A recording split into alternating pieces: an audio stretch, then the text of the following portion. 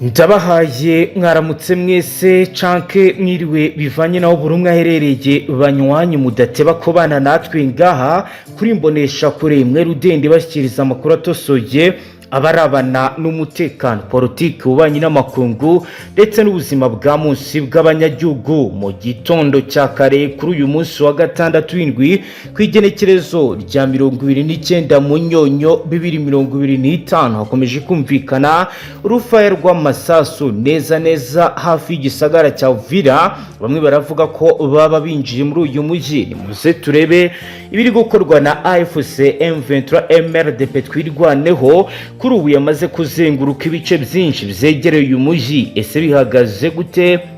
Ese karite ya Murongo byifashe gute? Kagungwe n'ahandi hatandukanye muri mujyi wa Uvira hakomeje kugenda humvikana ubwoba ko ibintu bimaze kuba byahinduka. Mwenga centre amakuru nayo akaba agaragaza uburyo ki ibintu bitoroshye bitewe n'imbaraga MRDP twirwaneho ndetse na AFC bari gukoresha. Turaza kandi kubabwira bijyanye n'indege za gisirikare zikomeje kurasa mu bice bitandukanye. Turaza kandi kureba uburyo Fdnb nayo yambariye gutabara icyo ari cyo cyose gishobora gutuma uyu mujyi wigarurirwa na AFC MRDP twirwaneho. Tuguhaye ikaze ngaha tubashyikiriza amakuru atosoye abarabana n'umutekano politike ubanyi n'amakungu ndetse n'ubuzima bwa munsi bw'abanyagihugu. Ikaze ni kuri uyu wa gatandatu kwigenekerezo rya 29 mu nyonyo 2025 mu mujyi wa Uvira wibasiwe n'urusaku rw'amasasu menshi rwatangiye gutera ubwoba abari muri uyu mujyi mu gihe imirwano ikomeje gufata indi ntera muri centre ya Mwenga aho umutwe wa MRDP AFC twirwaneho bamaze gufata igice kinini cy'aka gace. Kugeza ubu nta kinzego za leta ziratangaza ku mugaragaro. Ibintu bikomeje kongera urujijo ndetse no gutera ubwoba abaturage mu ntara Kivu y'Amajyepfo.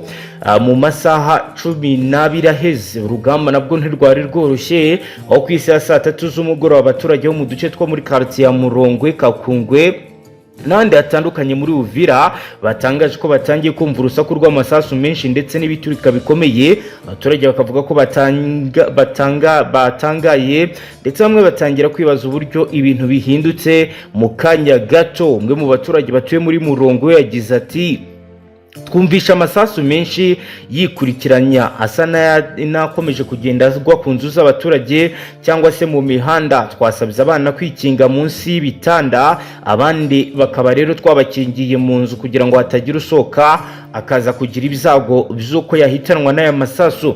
Abayobozi b'inzego z'umutekano bo ku rwego rw'ibanze ntacyo baratangaza mu gihe abaturage bakomeje kuvuga ko amasasu akwirakwira mu bice bitandukanye by'umujyi. Yaribazwa niba imirwano ya hato na hato y'inyeshyamba n'ingabo za leta cyangwa se niba bitero by'utundi dutsiko bizaba byinjiye muri uyu mujyi wa Uvira, kuko rero ari umujyi benshi bifuza, yaba uruhande rwa M23 ndetse n'uruhande rwa leta bifuza kugira ubugenzuzi kuri uyu mujyi.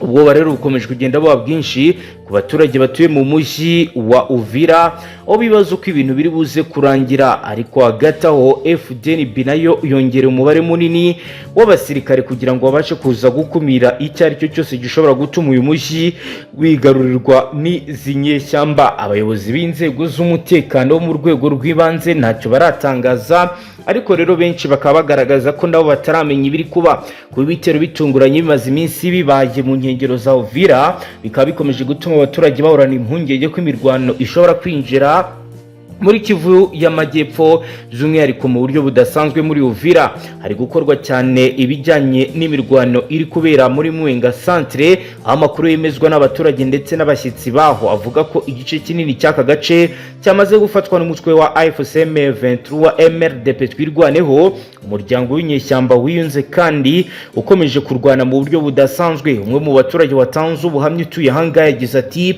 ku mugoroba ku wa gatanu AFC MRDP twirwaneho yafashe igice kinini cya centre ya Mwenga. FRDC yasubiye mu kindi gice ariko amasasu aracyumvikana, bivuze ko imirwano iracyakomeje.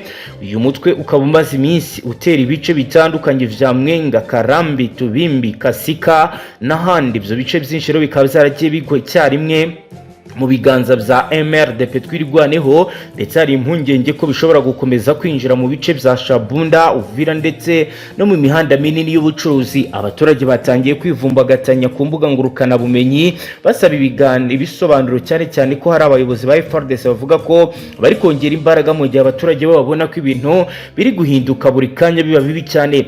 Kivu y'Amajyepfo na Kivu y'Amajyaruguru bimaze imyaka irenga 20 byibasirwa n'intambara zituruka ku mitwe myinshi yitwaje intwaro, ibibazo by'ubukungu, ubwumvikane buke mu ishyirahamwe ry'amoko, inyungu z'abandi, bikaba ari ibintu byagiye byigaragaza.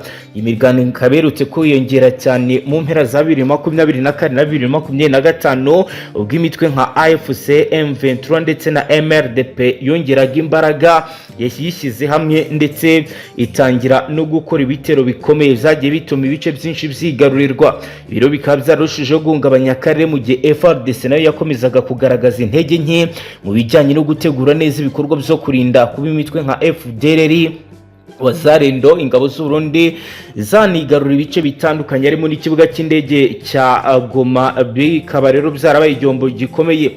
Byose bikaba bibaye mu gihe abaturage bo muri Uvira, Mwenga, Kalambi, Kasika n'ahandi masantere mato hakomeje gusaba abaturage leta ibisobanuro biri kuba. Hari impungenge ko imirwano ishobora kwinjira mu turere mu buryo rwa densely ahatuwe cyane, high densely populated, kandi bikaba bishobora kugira ibibazo biteza muri societe civile. Abaturage bo muri Uvira bemeza ko nta bayobozi bo ku rwego rw'intara cyangwa se umujyi wari watanga itangazo rihamye rimenyesha abaturage biri kuba. Umubyeyi wo mu gace ka Kakungwe yagize ati, turumva amasasu, urumva ibiturika, abana bari gutera hejuru buri kanya. Twasabye ubuyobozi kuduha amakuru meza, ariko kugeza ubu nta kintu kiratangazwa. Mbese turumva ubuzima bwacu bwaba bugeze mu marembera dukurikije ibyo turi kugenda tubona hano. Ikindi kibabaje nuko imiyoboro ndetse n'imibijyanye n'amasoko ntabwo biri gukora, amashuri yamaze guhagarara.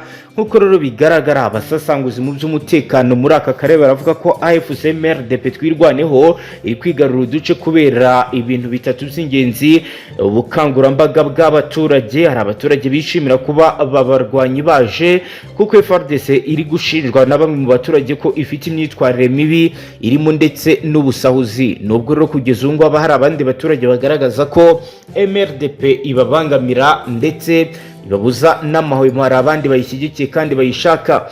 Mu gihe kandi bigaragara ko bashaka kuba barangiza bikomeye imirwano muri Sud Kivu, kuko mu gihe Uvira baba bamaze kuyifata byaca intege ibijyanye na ramforo yoherezwaga muri Uvira kugira ngo ikoreshwe mu bindi bice.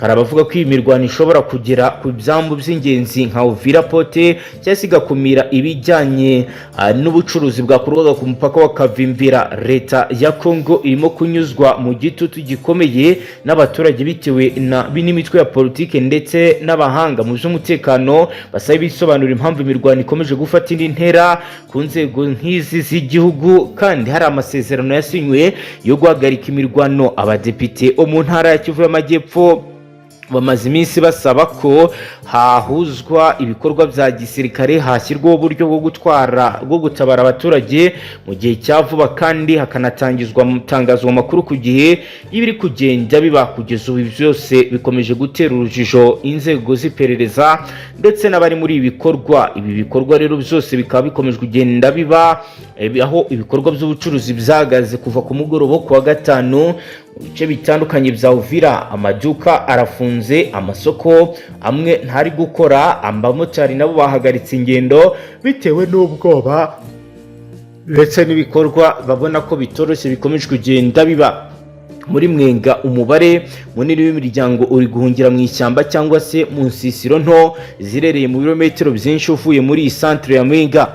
Amavuriro menshi yatangiye kubura imiti, naho ibitaro byigenga bikaba rero bizafunze kubera ubwoba bw'uko imirwano ishobora kuba yabateza ibibazo bikomeye.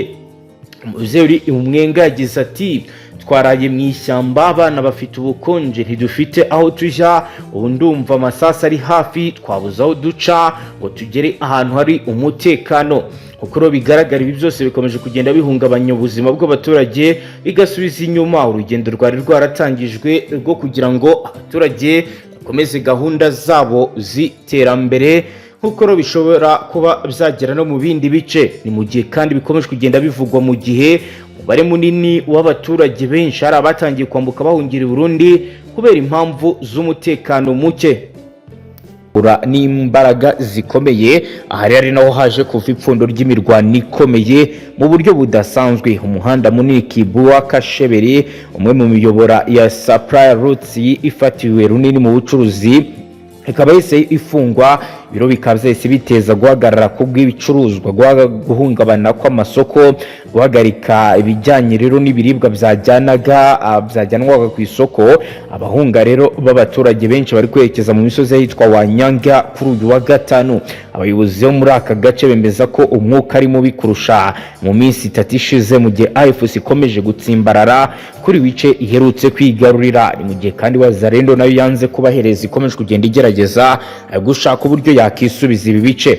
Hari kuwa kane mu gitondo nibwo AVIS yari yafashe agace ka centre ya Chidasa mu gihe kitageze ku masaha 5 y'imirwano, hakoreshejwe rero ibijyanye n'imbunda zigezwe zo mu bwoko bwa Barclay Style Asati ndetse na Mechanized Infantry Unit yakoze akazi gakomeye, ndetse na anti-armor weapons. Nyuma yo gufata Chidasa bahise berekeza Kalambe ahari ibirometero nka 5 gusa ugana Mwenga Centre. Impungenge zikomeje kugenda zigaragara muri Mwenga Centre. Mwenga Centre rero ni hub y'ubucuruzi, ni strategic communication center, ndetse ni junction y'imihanda ihuza Shabunda, Fizi ndetse na Bukavu. Abasasanguzi mu bya gisirikare bakaba rero bavuga ko nibaramuka bafashe Mwenga Centre, AVIS yabirengereje intambwe ntoya mu kugenzura inzira z'ubucuruzi, gushyiraho ibirindiro by'igihe kirekire ndetse no kunesha defensive line za FARDC mu majyepfo ya Kivu. Raporo zitangwa n'abaturage zimwe na zimwe zivuga ko FARDC zakoze tactical withdraw mu rwego rwo kurinda abasirikare bake basigaye muri ibi bice. Hari kandi kurinda operational insacrament ndetse no gutegura defensive line nshya kugira ngo babashe kuba bayubaka bitonze nta gihunga. Ibi rero ariko bikaba byateje ubwoba mu baturage batangiye guhungira mu misozi ya Bazwire na Intobwe nk'uko biri kugenda bigaragara. Mu gitondo cyo kuwa kane FARDC yakoresheje indege za Sukhoi 25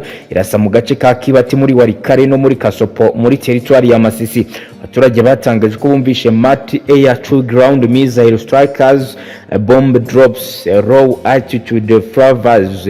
Gusa ibi bisasu bimwe byavuye ku murongo bikagwa mu bice bituwemo n'abaturage bizabateye ubwoba, guhunga bamwe bagakomereka. Kugeza ubu FARDC ntiratangaza amakuru y'ibi bikorwa mu gace ka Nyabyundu. Imirwano yari ikomeje hagati ya FARDC ndetse na Wazarendo na AVIS. Amasasu y'imbunda nini yumvikanye ahitwa Kinyumba, Kashebere, Kibati, Muhanga, by'umwihariko ku isaha 1 z'umugoroba. Gunfire izumvikanye hafi ya Rukoko, bikekwa ko AVIS ishaka kwinjira mu gace kari hafi ya Birere gahuza imihanda minini. Mu gitondo cyo kuri wa gatanu Chidasa muri Mwenga yari maze kwamburwa abaturage bose, nyuma y'uko amakuru yavuga ko AVIS yashoboraga kwinjira. Nkuko rero bivuga ko nta FARDC hari, M23 nta yihari, nta na Wazarendo, bivuze ko rero aka gace nta wakagenzura, bose bakavuyemo. Aha rero haravuga vacuum security, icyo cy'umutekano. Abaturage bahunze kubera amakuru y'ibitero, ubwoba bwa looting y'ubusahuzi ndetse no kutagira ingabo zo kubarinda. Societe civile yo muri Rubero iratangaza ko kuva muri kwezi kwa Kamena 2024 kugeza ubu mu mutwe w'EDF umaze kwica abasivili barenga 2650 mu masantere yitwa Bapere, Manzia niyo yibasiwe cyane. Hari kandi school and health centers byagiye bizangirika, aho amashuri 42 yafunzwe, amavuriro 10 yahora afunzwe.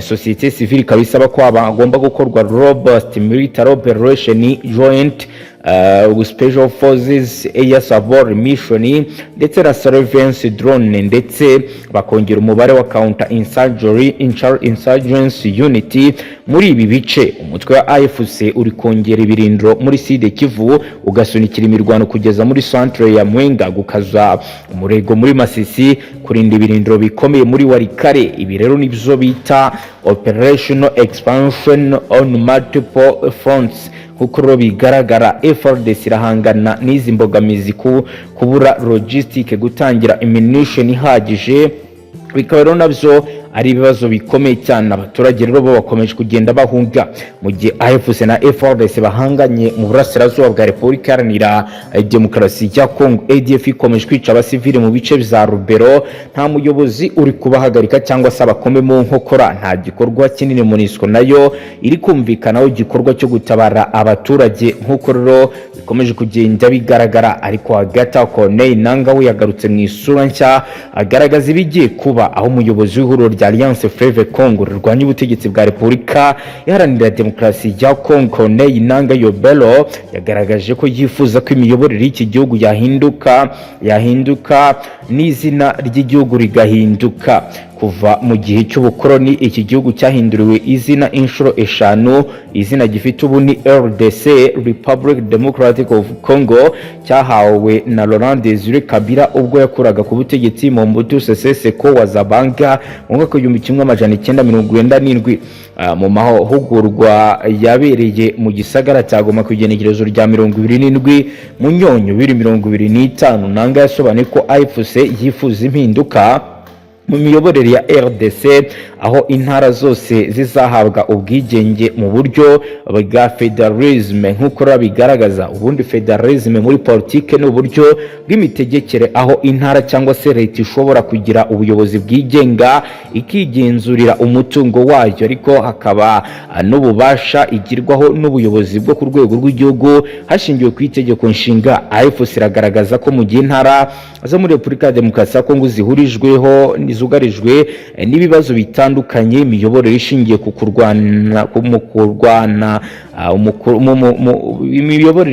imiyoborere ishingiye umurwa mukuru atari ishobora gukemura ibibazo, bityo ko igihe ari iki ngo abanyekongo batangire ibiganiro mpaka kuri federalisme.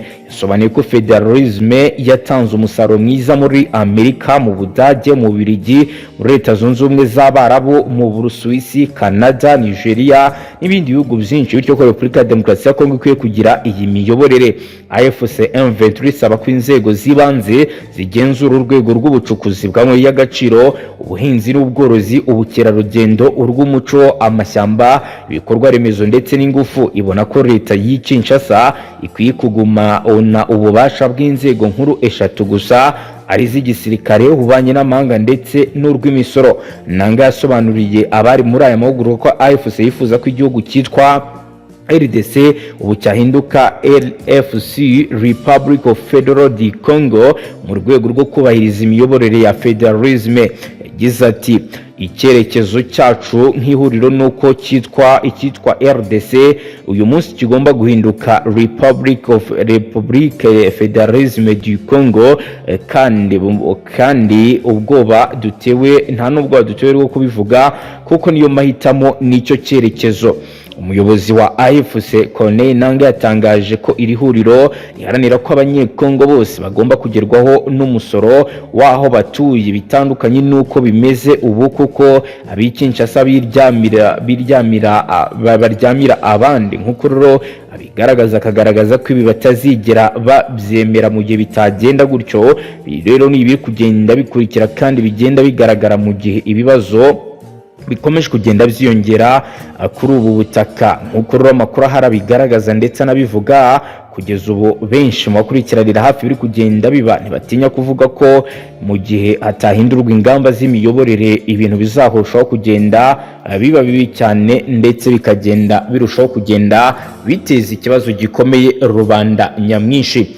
Dukomeje page y'amakuru yacu none mu nyemerere tujye kuzatangajwe na nyakubahwa Perezida wa Repubulika y'u Rwanda Paul Kagame, wagaragaje byinshi ku byo abanyaburayi bifuza ndetse n'ibyo bamwe mu bakurikiranira hafi biba babona ndetse n'icyaba igisubizo. Bikaba rero bijyanye n'igisubizo rero yatanze ku bimaze iminsi bigenda bigaragara ndetse binagarukwaho. Perezida Paul Kagame yatangaje ko ibihugu by'i Burayi byifuza ko ikibuga cy'indege gifungurwa, byirengagije ko ikirere cya Repubulika Iharanira Demokarasi ya Kongo gifunzwe ndetse ko hari n'umutwe w'iterabwoba FDL ukorera mu burasirazuba bw'iki gihugu ukanateza umutekano muke muri aka karere.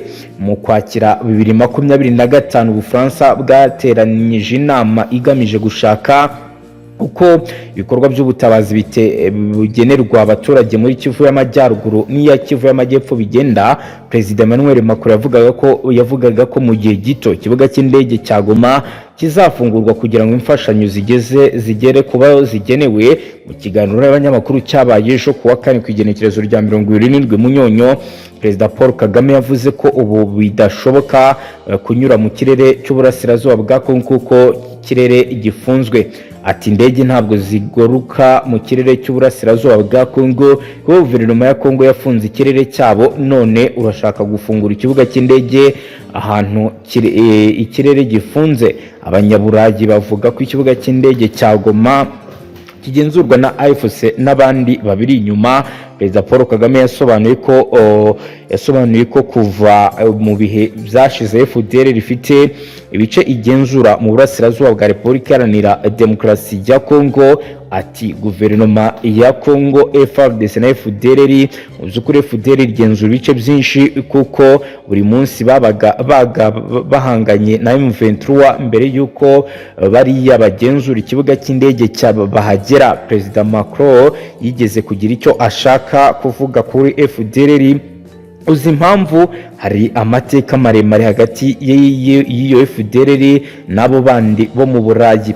Yashimangiye ko abagenzura ikibuga cy'indege cya Goma batari M23 nibo bo mu Burayi bagenzura FDL. Niyo mpamvu ntacyo bajya bavuga kuri FDL. Uzabibona igihe cyose iyo bavuze ikibazo cyo mu burasirazuba bwa Kongo bavuga ko M23 ishyigikiwe n'u Rwanda, bagera kuri FDL bakongerera badakeneye ko hari n'ubyumva.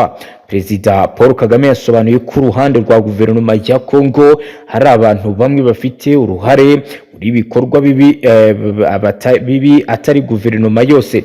Shimangiye ko abanyaburayi bafite uruhare rukomeye mu mateka ashaririye u Rwanda rwanyuzemo kugeza kuri jenoside yakorewe abatutsi mu 1994.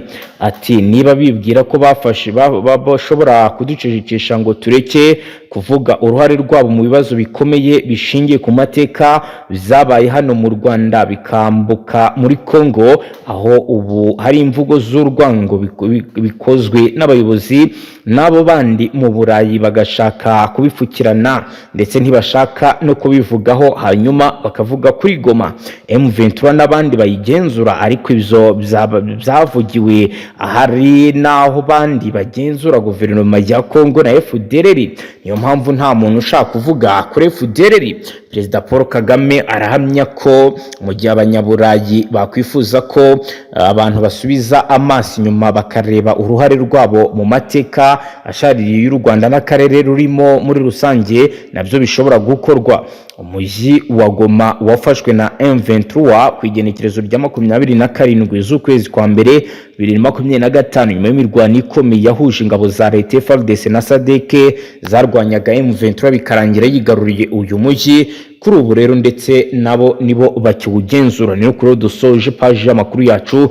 Kuri dukurikiye bwa mbere cyo ndasabone ntuzongere gucika ukundi ngaha tubashyikiriza amakuru atosoye abarabana n'umutekano, politique, ububanyi n'amakungu ndetse n'ubuzima bwa munsi bw'abanyagihugu. Hasta la vista.